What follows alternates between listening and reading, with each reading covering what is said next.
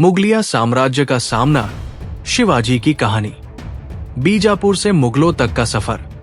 बीजापुर के बादशाह को हराने के बाद शिवाजी ने सोचा कि अब समय आ गया है कि वो अपनी तलवार का रुख मुगल साम्राज्य की ओर मोड़े। लेकिन ये आसान नहीं था। शिवाजी जानते थे कि उनके सामने कोई साधारण शत्रु नहीं था। उन्होंने अपनी सेना को दो भागों में बांटा।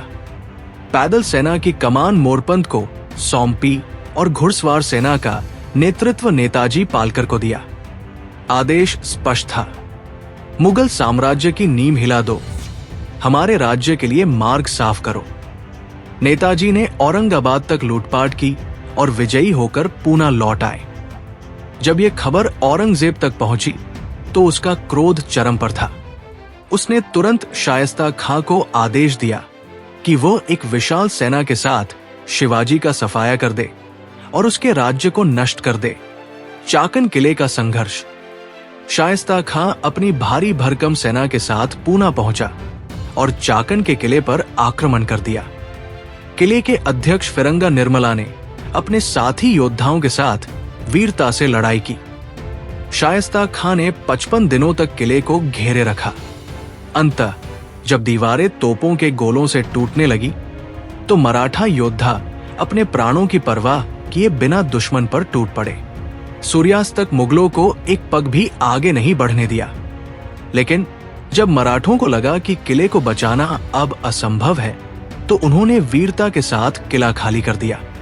शायस्ता खां ने उनकी बहादुरी की प्रशंसा की और निर्मला को मुगल सेना में उच्च पद की पेशकश की। लेकिन निर्मला ने यह प्रस्ताव ठुकरा दिया। शिवाजी की चतुराई और शायस्ता खां पर हमला। शायस्ता खां ने पूना में डेरा डाल लिया, लेकिन उसने शिवाजी के तेज दिमाग और रणनीति को कम आंका। शिवाजी ने अपने जासूसों के जरिए पता लगाया कि शायस्ता खां किस घर में ठहरा है। शिवाजी ने एक मराठा सैनिक के बेटी के विवाह का बहाना किया और शायस्ता खां के क्षेत्र में प्रवेश किया। रात के अंधेरे में शिवाजी अपने 25 भरोसेमंद मावलियों के साथ घर की रसोई के रास्ते घुसे। खटपट सुनकर शायस्ता खां की पत्नियां जाग गई और शोर मच गया। शायस्ता खां ने भागने की कोशिश की, लेकिन शिवाजी के वार से उसकी उंगली कट गई। शायस्ता खां किसी तरह जान बचाकर भाग निकला, लेकिन उसका बेटा अब्दुल फतेह खां मारा गया। मुगलों की हार और शिवाजी का साहस। शिवाजी ने अपने साथियों के साथ मशालों की रोशनी में लौटकर मुगलों को यह संदेश दिया कि वो डरते नहीं हैं। उनकी ये बहादुरी इतिहास में दर्ज हो गई। दूसरी ओर शायस्ता खां को औरंगजेब ने वापस बुला लिया और यशवंत सिंह को उनकी जगह भेजा।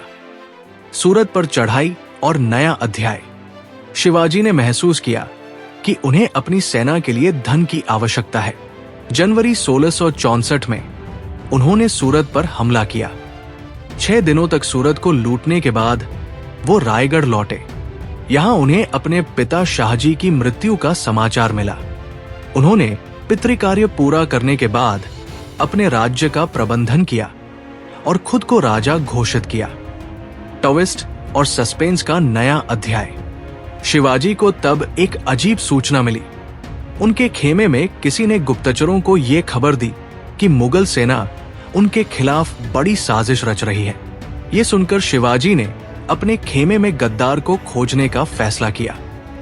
धीरे धीरे उन्होंने अपने हर अफसर की परीक्षा ली और अंततः एक ऐसा व्यक्ति पकड़ा गया जो वर्षों से मुगलों का जासूस था। लेकिन असली झटका तब लगा जब पता चला कि वो व्यक्ति नेताजी पालकर का करीबी था। शिवाजी के लिए ये एक भावनात्मक झटका था।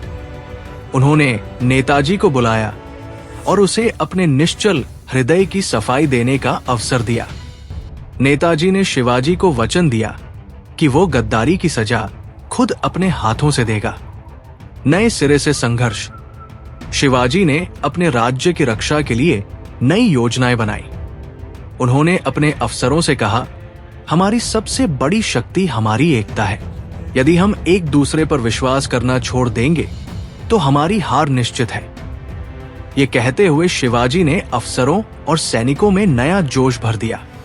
अंतिम मोर्चा आखिरकार शिवाजी औरंगजेब से सीधा सामना करने के लिए तैयार हो गए। रायगढ़ के किले में बैठकर उन्होंने कहा, आज हमारा सबसे बड़ा संघर्ष है। ये संघर्ष केवल मराठा राज्य का नहीं, बल्कि हमारी आत्मा, हमारी स्वतंत्रता का है। अगर हमें मरना पड़े तो भी हम अपनी मिट्टी की रक्षा करेंगे।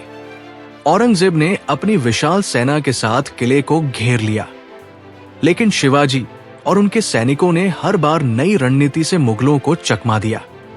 इस युद्ध ने इतिहास में साबित कर दिया कि मुगलों के लिए शिवाजी से पार पाना नामुमकिन था। शिवाजी की विरासत, शिवाजी का जीवन केवल युद्ध और राजनीति तक सीमित नहीं था। उन्होंने ये दिखाया कि एक नेता कैसे अपनी जनता का मार्गदर्शन कर सकता है। उनकी वीरता और बुद्धिमत्ता ने उन्हें भारतीय इतिहास का सबसे चमकता सितारा बना दिया।